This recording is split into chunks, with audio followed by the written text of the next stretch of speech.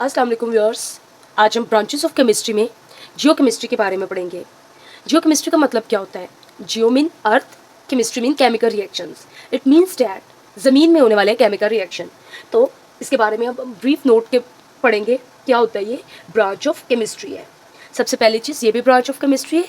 ये क्या डील करती है? It deals chemical composition of earth. Earth किस हिसाब से बनी है उसको डील करती है। It also deals sources and minerals. दूसरी इसकी डीलिंग क्या है? ये सोर्सेज और मिनरल्स को डील करती है कि किन किन सोर्सेज और मिनरल कौन कौन से हैं जो ज़मीन के अंदर मौजूद हैं। अगर बच्चों में इसकी एप्लीकेशंस की बात करूँ तो दो टाइप की एप्लीकेशंस होती हैं जियो केमिस्ट्री की। एक जर्नल एप्लीकेशंस, दूसरी एडवांस एप्लीकेशंस। जर्नल एप्लीकेशंस क्या है? मिनरल एक्सप्लोरेशन इसकी जनरल एप्लीकेशंस है। मिनरल एक्सप्लोरेशन का मतलब क्या होता है कि ज़मीन के किस हिस्से में मिनरल्स पाए जाते हैं। एडवांस एप्लीकेशन में जियोकेमिकल मैपिंग आती है। जियोकेमिकल मैपिंग आगे 3 से 4 एप्लीकेशन है उसकी। जियोकेमिकल मैपिंग के थ्रू हम लोग इन्वायरमेंटल मॉनिटरिंग करते हैं, फॉरेस्ट्री करते हैं और मेडिकल रिसर्चेस करते हैं। इन्वायरमेंटल मॉनिटरिंग क्या होती है कि आया कि हमारी इन्वायरमेंट में कितनी पोल्यूशन है और हम लोग उसको कैसे बेनिफिशियल वे में इस्तेमाल कर सकते हैं। इसके अलावा फॉरेस्ट्री, हमारे जंगलात की मिट्टी कैसी है, मेडिसिनल रिसर्चेस में इसका इस्तेमाल होता है। आगे बच्चों हम लोग जियो इंटरेस्टिंग इन्फॉर्मेशन को देखते हैं। इंटरेस्टिंग इन्फॉर्मेशन की अगर हम लोग बात करें तो जियोथर्मल हीट पंप्स का इस्तेमाल किया जाता है। जियोथर्मल हीट पंप्स क्या होते हैं बच्चों? Actually it is a very advance and expensive system. अब ये होता क्या है? इसमें एक पंप होता है और कुछ पाइप्स होते हैं। अब पाइप्स किस टाइप के होते हैं? पीवीसी के बने होते पाइप्स होते हैं। पीवीसी क्या होती है? प्लास्टिक। तो प्लास्टिक के कुछ इस टाइप के बने हुए पाइप्स होते हैं और ये दोनों साइड से बंद होते हैं और इस पाइप के अंदर ना कोई फ्लूइड भरा होता है जिसको हम क्या बोलते हैं? लिक्विड बोलते हैं। यूजुअली ये फ्लूइड या लिक्विड पानी होता है, ठीक है। तो पाइप्स में क्या होता है? लिक्विड होता है। अब हम क्या करते हैं? ज़मीन में गड्ढा खोदते हैं, 5 से 6 किलोमीटर गहरा डिग करते हैं। अब क्यों ऐसा करते हैं? क्योंकि 5 से 6 किलोमीटर अंदर अर्थ का टेम्परेचर कांस्टेंट होता है जो कि कितना होता है? 25 से 30 डिग्री सेल्सियस तक होता है। अब हम लोग क्या करते हैं? उस डिगिंग में ना ये पाइप लगा देते हैं। अब ये पाइप क्या करते हैं? और बाहर एक पंप लगा होता है। पंप कहाँ पे होता है? हमारे घरों में लगा होता है। अब ये पंप क्या करता है और पाइप्स का क्या फंक्शन है? तो हम इसका फंक्शन देखते हैं क्या होता है। इन समर में हम लोग बिल्कुल पंप को ऑन कर देते हैं और वो पंप क्या करता है? जो एक्स्ट्रा घरों की गर्मी होती है ना वो ज़मीन के अंदर ट्रांसफ़र कर देते हैं और घर कोल्ड हो जाते हैं, ठंडे हो जाते हैं। तो इसका ये फंक्शन होता है। और सर्दियों में क्या होता है? सर्दियों में ये प्रोसेस रिवर्स हो जाता है। जैसे ही हम लोग सर्दियों में जो है पंप को ऑन करते हैं तो घर अपोजिट होना शुरू हो जाता है। ज़मीन की गर्मी घरों में आना शुरू हो जाती है और घर वार्म हो जाते हैं। बच्चों, अगर हम ये वाला सिस्टम इस्तेमाल कर लें तो ना तो हमें एसी की ज़रूरत होती है और ना ही हीटर की। तो ऐसी क्या रीज़न है, ऐसी क्या प्रॉब्लम है जिसकी वजह से हम ये सिस्टम इस्तेमाल नहीं कर सकते? एक्चुअली ये सिस्टम बहुत ज़्यादा कॉस्टली होता है, बहुत एक्सपेंसिव है। तकरीबन इसकी रेंज 50 लाख से 1 करोड़ तक होती है। सो ये अफोर्डेबल नहीं है। इसलिए हम लोग जनरली एसीज और हीटर्स को प्रेफर करते हैं और बहुत कम लोग जियोथर्मल हीट पंप से वाकिफ़ है। Is that clear? आगे हम मेडिसिनल केमिस्ट्री देखते हैं। मेडिसिनल से मुराद मेडिसन, केमिस्ट्री से मुराद केमिस्ट्री, मतलब केमिकल मेडिसिन्स के बारे में जो है केमिकल रिएक्शंस के साथ डील करना। ये भी ब्रांच ऑफ केमिस्ट्री है।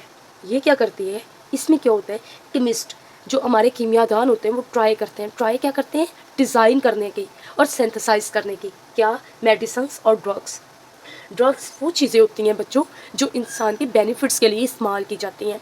तो हम लोग क्या इसमें केमिस्ट क्या करते हैं? हम लोग क्या करते हैं? एक्चुअली हम लोग मेडिसिन को सिंथेसाइज करते हैं और डिज़ाइन करते हैं।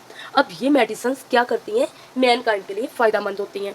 अब हम ये जो मेडिसिन बनाते हैं ना मेडिसिनल केमिस्ट्री में, इसके किस किस पॉइंट को डिस्कस करते हैं बच्चों? हम इसकी डिस्कवरी को, कि कैसे डिस्कवर हुई, डिलीवरी को, कि अगर हमने खाई है तो डिलीवर कैसे हो रही है बॉडी को, एब्जॉर्प्शन बॉडी के अंदर जज़ब कैसे हुई, और मेटाबॉलिज्म बॉडी के अंदर हजम कैसे हो रही हैं ये मेडिसिन।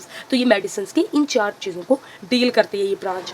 इट इंक्लूड्स, ये शामिल होती है discovery, delivery, absorption and metabolism of drugs in human body. Clear? तो ये मेडिसिनल केमिस्ट्री के कुछ इस्तेमालात थे और इसके कुछ पर्पसेस थे। हम एक दफ़ा दोबारा से इसको डील कर लेते हैं, ओवरव्यू ले लेते हैं। ये भी ब्रांच ऑफ केमिस्ट्री है। इसमें केमिस्ट ट्राई करते हैं कोई नई मेडिसिन को सिंथेसाइज करने की और डिज़ाइन करने की। अभी मेडिसिन के बारे में क्या क्या चीज़ देखते हैं, डिस्कवरी, डिलीवरी, एब्जॉर्प्शन और मेटाबॉलिज्म। इन 4 चीज़ों के बारे में ये ब्रांच डील करती है। आगे हम लोग पढ़ेंगे एस्ट्रोकेमिस्ट्री। एस्ट्रोकेमिस्ट्री क्या होती है? Astro mean astrology, space, chemistry mean chemistry. तो ये भी ब्रांच ऑफ केमिस्ट्री है जो किस चीज़ के बारे में डील करेगी? स्पेस के बारे में। स्पेस में मौजूद मॉलिक्यूल्स, आइंस किस तरीके से रिएक्शन करते हैं, उन तमाम चीज़ों को डील करती है। तो ये 2 चीज़ों को डील करेगी, स्पेस को और इंटरस्टेलर स्पेस को। स्पेस क्या होती है? एम्प्टी जगह, जहाँ पे कोई तारे नहीं होते, कोई सूरज नहीं है, कुछ भी नहीं है, खाली जगह है, सिर्फ खला है। ठीक है, एटमॉस्फेयर से ऊपर खला है।